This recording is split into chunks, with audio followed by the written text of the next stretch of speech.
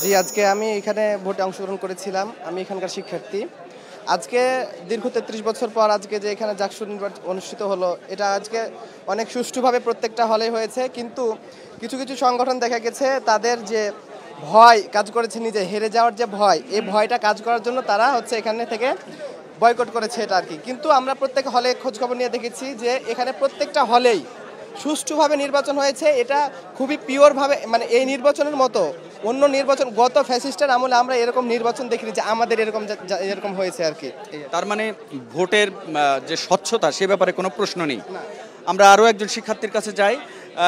আপনার অভিমতটা কি যে যে প্রশ্নগুলো অভিযোগগুলো ছড়িয়ে দেওয়া হয়েছে 4টি প্যানেল থেকে ছাত্রদল, বাম সংগঠনগুলো এবং একটি স্বতন্ত্র প্যানেল, তারা ভোট বয়কট করেছে, এতে কি ফলাফলে কোনো বা নির্বাচন নিয়ে কোনো কি দ্বিধাদ্বন্দ্ব বা নির্বাচনের ফলাফল কি কোনো বিতর্কের জন্ম দিচ্ছে নাকি আপনি কি মনে করেন?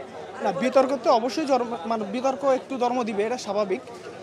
কারণ আপনার ধরেন একটা সুষ্ঠুভাবে নির্বাচন হইতেছে, এর ভিতর কোনো দল যদি আপনার মাঝখান থেকে এসে ইন্টারফেয়ার করে, এটা স্বাভাবিকভাবে আপনার একটু বাধা তো দিবেই। বাট মানে তারা আমরা দেখছি যে সারাদিন ধরে আপনার সুষ্ঠু নির্বাচন হইতেছিল, মাঝ থেকে মানে কি যেন হয়েছে আমি জানি না সঠিক, ছাত্রদল প্লাস বাম সংগঠন এদের দেখছি যে এরা হচ্ছে আপনার নির্বাচন বয়কট করছে।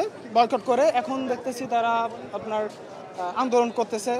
এখন এটা আর কি এর আপনার ভিতরে বা কি আছে এটা এক্স্যাক্টলি বলতে পারবো না। তার মানে আপনি চান যে এটা খতিয়ে দেখা হোক বা বা ফলাফল প্রকাশ করা হোক। আপনার আসলে এখন খতিয়ে দেখতে গেলে তো ফলাফল স্থগিত রাখতে হবে, সেটি বা তাদের যে যুক্তি, তাদের যে অভিযোগ, সেটি কতটুকুন যুক্তিযুক্ত সে ব্যাপারে আপনার অভিমতটা কি?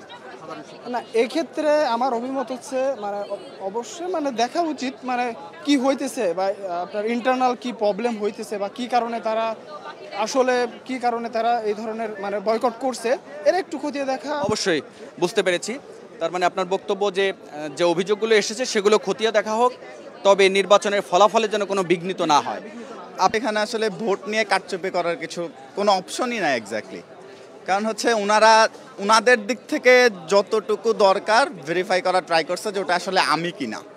তো যেহেতু এই ব্যাপারে কোনো ডাউট নাই যে ওনারা ট্রাই করে নাই, সো এখানে মানে অন্য কিছু হওয়ার কোনো সুযোগই আসলে ছিল না। বুঝতে পেরেছি, অসংখ্য ধন্যবাদ আপনাদের দুজনকেই।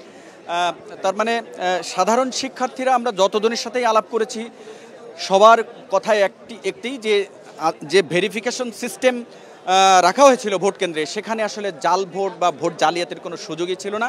সুতরাং ফলাফল যেন আটকে না যায় বা এই নির্বাচনের যে ফলাফল সেটি যেন কোনোভাবেই বিতর্কিত না করা হয়।